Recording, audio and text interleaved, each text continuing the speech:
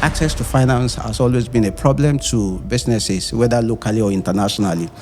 Reality is, if a business is sensitive to being investment ready, definitely access to finance will not be a problem. What do you think separates those that make it and those that struggle in survival mode? It depends on the individual. Don't forget, the business cannot achieve more than the vision of the owner of that business. This topic, when people are addressing it mostly, it is always addressed within the context of poverty. We need to start thinking about value creation instead of addressing poverty alone. The reality is there a greater value to get from our leader better than Kwamo? Obviously, the answer is yes. Hi, everyone. Welcome to the Flex Business Podcast. And with me is my guest. His name is Olayemi Fatai, but he's popularly known as Mr. Fatai. So the topic of our conversation today is about Nigeria's silent billionaires. So everyone knows Dangote, but what about the companies that are quietly raking in millions or even billions without public attention? Today, we're diving into the world of Nigeria's silent millionaires. Why do they avoid the spotlight? How do they manage to grow without gaining any media attention? Joining me today, as I earlier said, is Mr. Fatai Olayemi, popularly known as Mr. Fatai. He's a seasoned business strategist with over 18 years' experience driving business growth and financial empowerment in Nigeria and in the UK. He has held top positions in organizations like Faith Foundation, Union Bank, MetLife, and much more. He has a master's degree in finance from the London Metropolitan University. Mr. Fatai has empowered over 6,000 businesses, helping them secure funding access, strategic guidance, and hands-on business support. He is also the founder of Green Business Acceleration Hub and Nymphaid Global Services. He has worked closely with some of Nigeria's most successful business owners, both the ones in the spotlight and those who prefer to remain behind the scenes. So, Mr. Fatai, I hope I haven't missed anything from your amazing track record. Done so well. You've done so well. Great. So, from your experience, right? Let's start with, how did you get into this role? Like, what stirred your passion for business strategy? It has been an interesting journey for me in the last couple of years, more than 10 years now. Okay.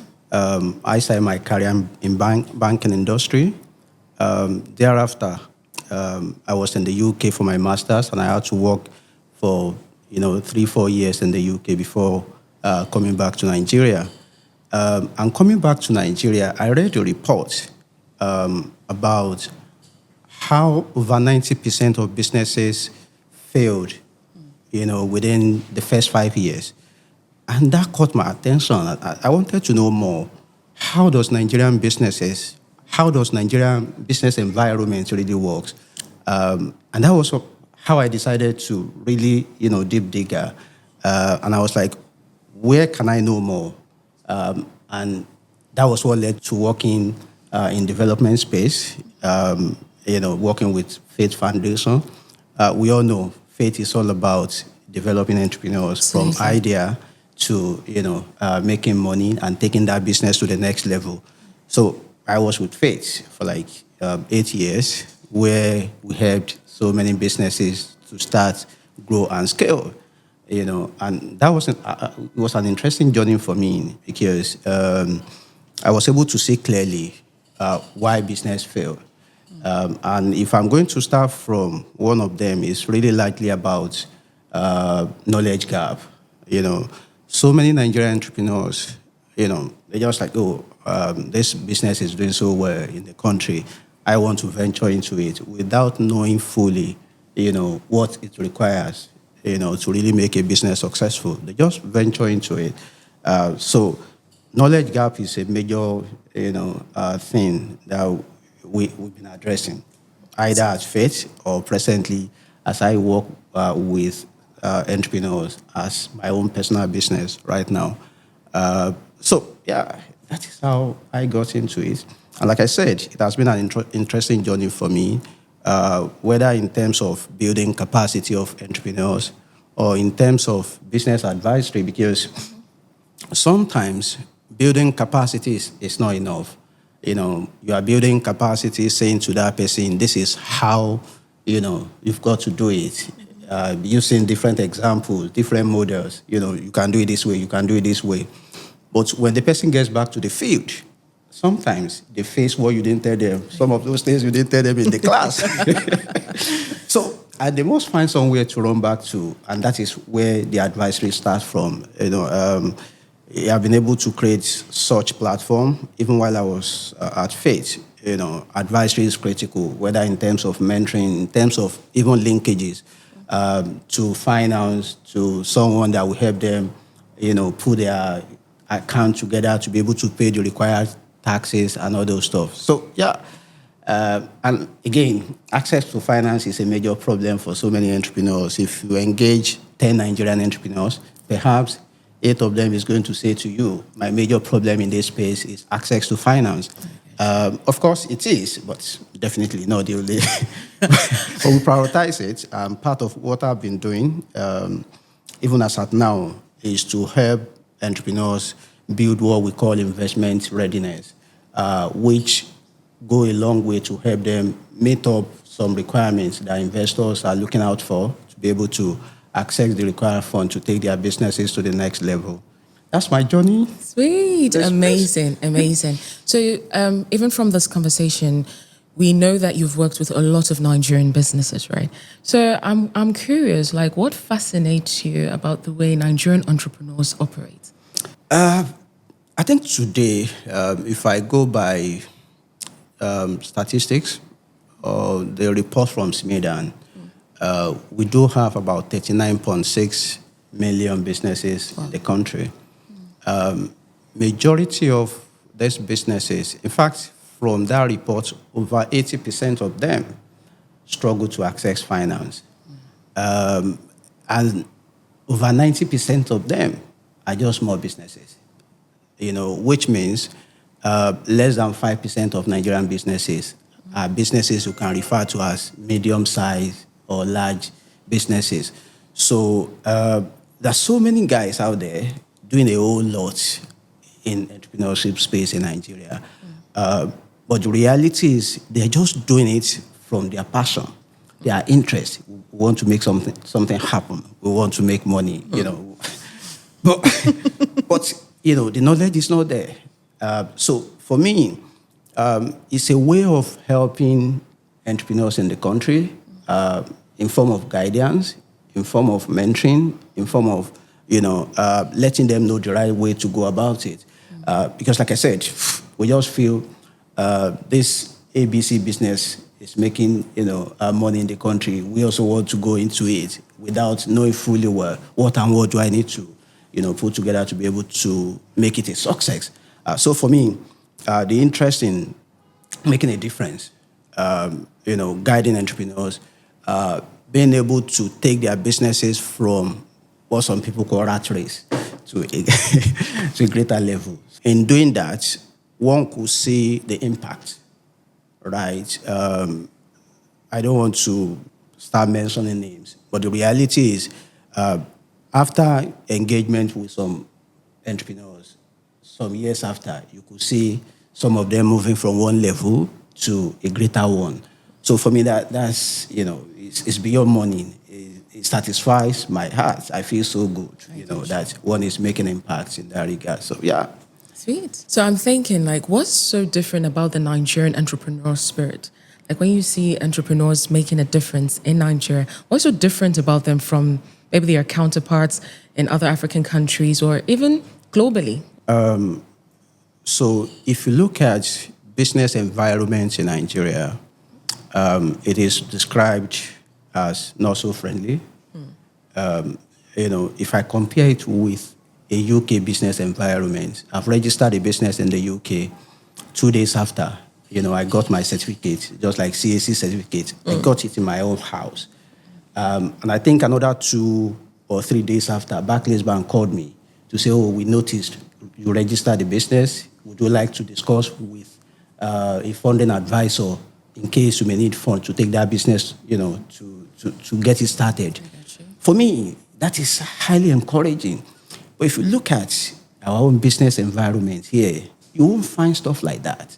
So the point I'm making, while I'm not comparing Nigerian environment and the UK environment, but I can say it for free that, Nigerian business environment is not as friendly as it is expected. And yet, so many guys are still making it, they don't care about it. They're still making things happen. They are running their businesses, whether you are seeing it as, first-class businesses or, they're doing a whole lot. If you check the employment space in Nigeria, small businesses are employing more than 80% of, Nigerian people. So it means their contribution is so enormous, it's so huge, to the growth and development of Nigeria. So, yeah. So speaking about those businesses that are making it, right? We could piggyback to the title of this podcast. The topic here is the Nigerian silent billionaires. And it was birthed when, I think sometimes last year, we were reading the CBN report on highest FX importers into Nigeria. Amongst the reports, right, they listed a number of companies, but only Dangote was the familiar company there. We had like a ton of big names there importing great FX into the country, but they weren't known. So with your experience working with a range of business owners, right, why do some businesses stay away from the spotlight? Why do Nigerian businesses, why did they stay away from the spotlight? I think a number of factors come to play here. First, and I think narrative is changing now. It used to be a case of, we like to operate under the radar. Once you get yourself exposed to the tax authority, I see. You pay a whole lot of tax. But the reality is, as we speak, things are changing. Because of the knowledge that is passed across to most of these entrepreneurs, they're having, change of mind in terms of because ordinarily, if your business is not paying the right tax, you won't be able to access the required support that exists within the system. So sometimes, the fear of, if they get to know me, they may start chasing. You want to hide your head. I get you.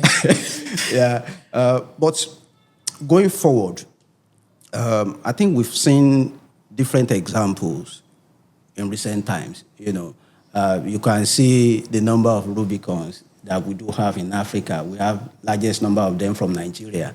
And these are names you are not hearing some years ago. And I promise you are going to hear more of that.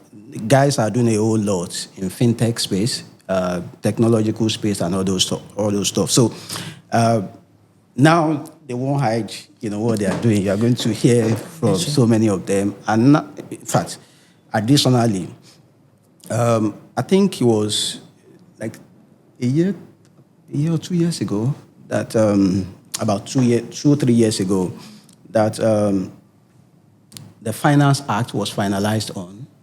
That states clearly if you are earning or if your turnover is less than 25 million naira, you won't pay tax. So that gives leverage to some businesses to come out boldly that I'm running this business in my own corner.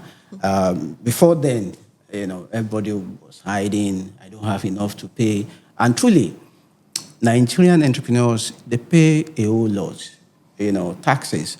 I think over 70 taxes a small business is exposed to in Nigeria. So it wasn't well defined. And that is what the government is trying to address right now. Hopefully, it's going to see the light of the day. The promise was by second quarter of this year, we're going to start seeing something positive from that angle. So hopefully. That's amazing. And we're definitely rooting for such a policy to come to light. And again, back to why some of them build in silence. I'm curious, is it also particular industries require you to move in stealth, that you don't show your name too much? Is it just certain industries in Nigeria, do they require it? I don't believe it is sector agnostic. For me, it's about, first, for entrepreneurs, they do have their vision, where I want to take this business to. But again, there are so many of them that just start that business just to make money, right? Without necessarily thinking about, I want to create wealth. I want to, create employment in the country. If a business is started on the premises of, I want to create wealth in Nigeria, I want to create jobs, definitely you want the government to know that you exist, because you are helping the government to achieve their own purpose. But because so many businesses are started on the basis of, I just want to make money, not even thinking of any other person apart from peace or family members, right? So you may want to operate under the radar for ages, because in as much as what you are doing can take care of you and your family members, and you are seen as a big man within your own locality, so you feel good. I get you. I get you. Yeah, it's about the purpose for which that business is set up, the vision that is, that business is projecting. You cited an example of Dangote. Dangote knows what he wants to achieve, what he's achieving around Africa, within Nigeria, and globally. So it depends on the individual. Don't forget, the business cannot achieve more than the vision of the owner of that business. It is where you see that business going. Sometimes where a business starts from does not necessarily matter. And that's why we talk about, you design a business locally, but with the mindset of, you are developing a global business such that it can be relevant to anybody around the world. In as much the business is solving a problem, and that problem is a global problem. So if people are using that solution in Nigeria, people in the UK, people in the US must be able to adopt the same solution to solve that, that same problem. True. I think that speaks to the phenomenon that we're trying to even push within the tech ecosystem, like local. Like even from local businesses, you can also build things that from Nigeria to the world. Yeah. Right? Yeah. Let's go back to some of the unique challenges you did mention that is, that prevails in our environments, the unique challenges some businesses or most businesses have to face operating in the Nigerian environment. And I'm thinking, what do you think separates those that make it and those that probably struggle in survival mode? To be honest, there are a number of factors. We can only emphasize a few of them. But for me, I categorize these challenges to controllable and non-controllable. There are some that are internal to you as a business.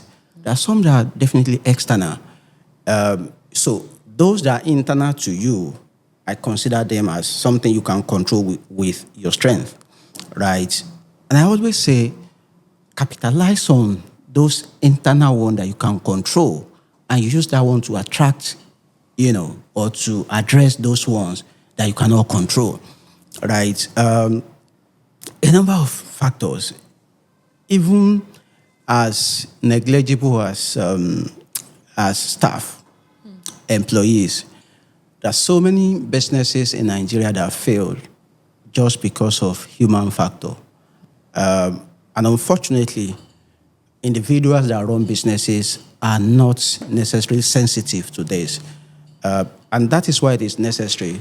If you are building a team, you must be very sensitive to their capacity building, carrying them along to let them see the way the business is, where the business is heading, so that they can find their own path in that business and, feel they are part of this business and they can grow within the business as much as they see themselves as, I'm here to make money, just to earn my salary. They don't care about what happens to that business. But, training and retraining make them part and parcel of that business. They see themselves as part owners of that business. So employees could be a major factor. Of course, we're talking about finance, access to finance the other time as a major factor. Of course, for ages, access to finance has always been a problem to businesses, whether locally or internationally, and it's going to be. But the reality is it really a major factor? Of course, it could be seen as a major factor, but if some things are properly addressed, I was talking about investment readiness the other time. If a business is sensitive to being investment ready, definitely access to finance will not be a problem. Why do you think some tech guys are accessing millions of dollars? Is it not the same Nigeria? It is. But first, they do have their innovative products or service that they render. Secondly, the structure around that business is well built. Processes are built around that business such that even if the owner is not there, the business can run. And you can easily replicate, that kind of a business in some other places apart from where you are starting from. So that gives the investors some level of confidence that this business can run and run well and make more money because their own interest is return on their own investment, right? So access to finance could be a problem, but it can be properly managed if the right thing is done in that business. You can imagine so many of our small businesses in Nigeria do not keep their records.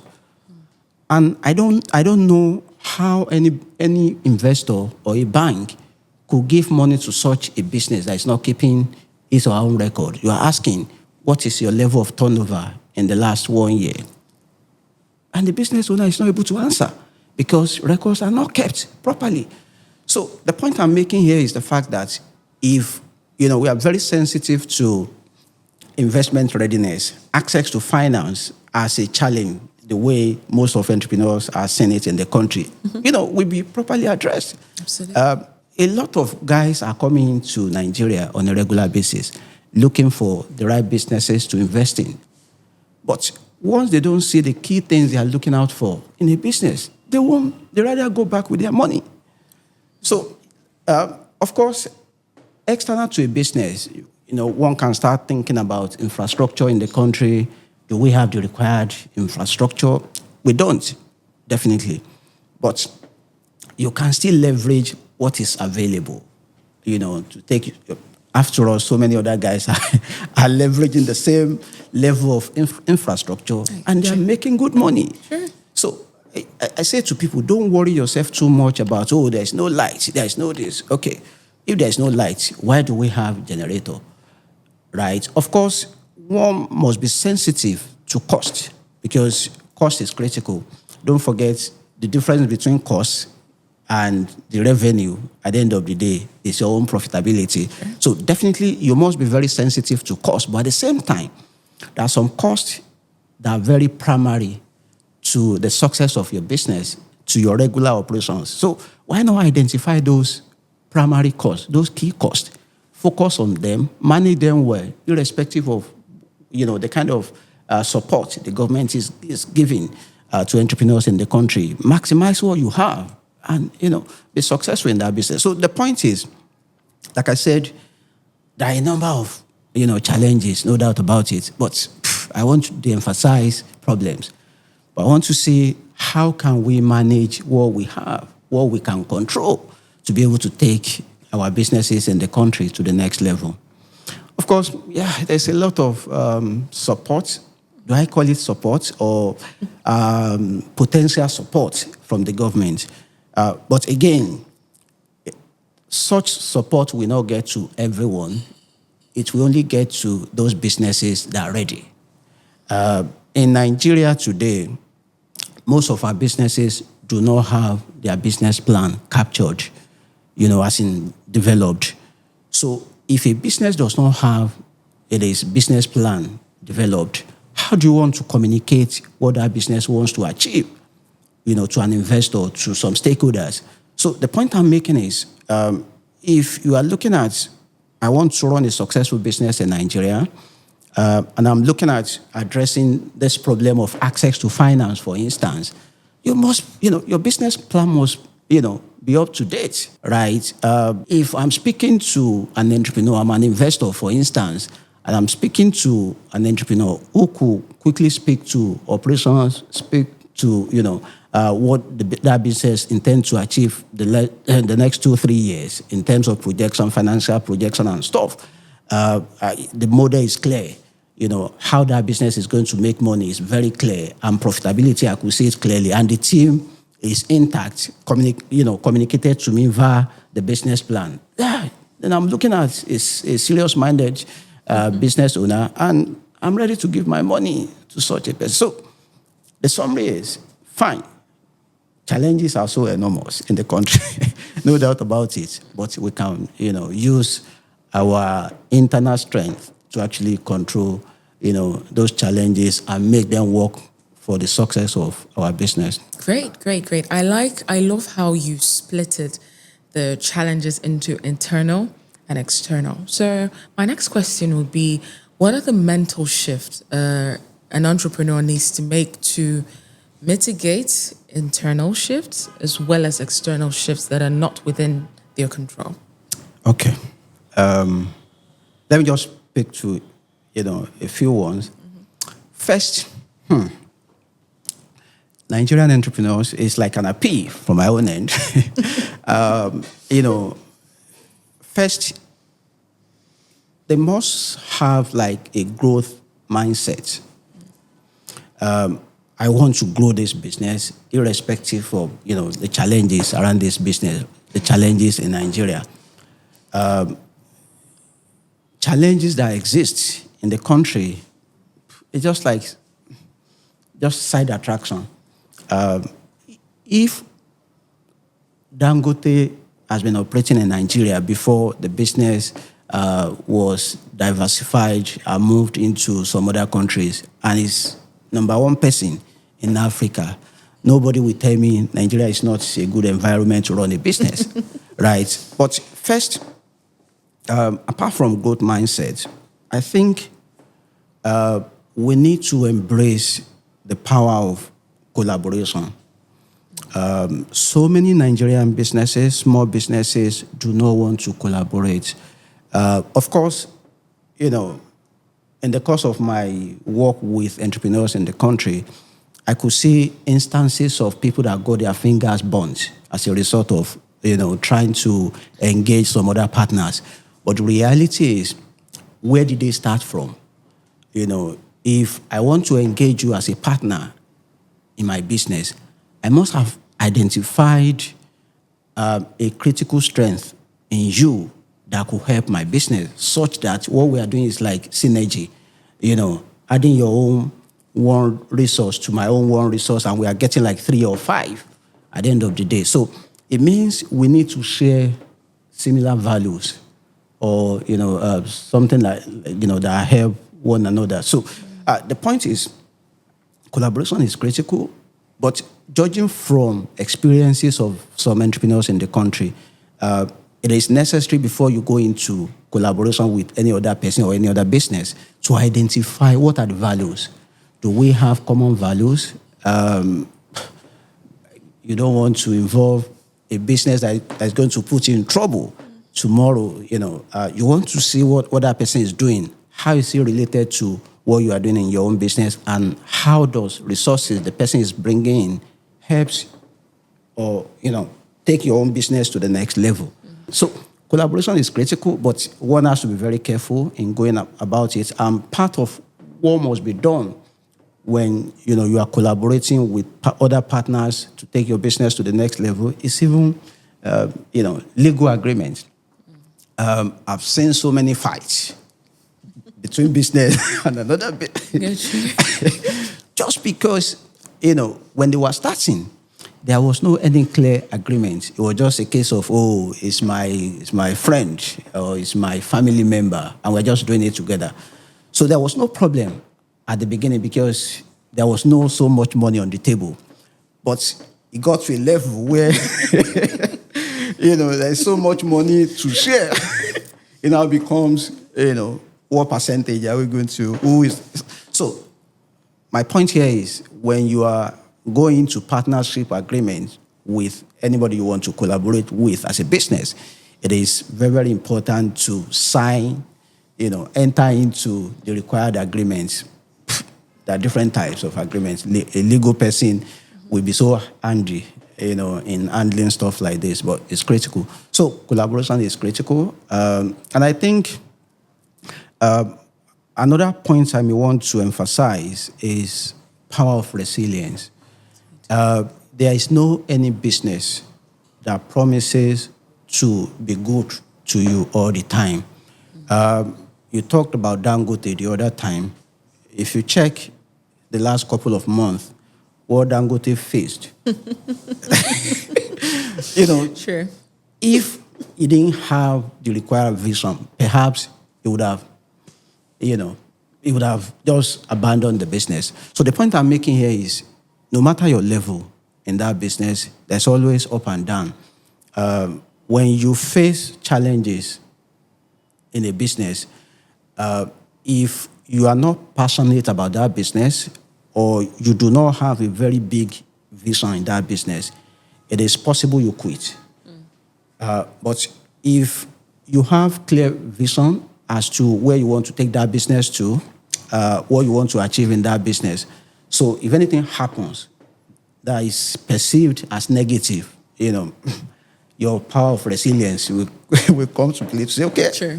it's just one of those things. We keep moving, To solve this problem, what you are doing is even start engaging your stakeholders. What do we need to do to address this problem? You're not even thinking about, I want to quit. No, that does not come to table at all. So, yeah, resilience is critical in making a business successful and getting you to achieve what you need to achieve in the business. So, entrepreneurs, you hear it. Have a vision, be resilient.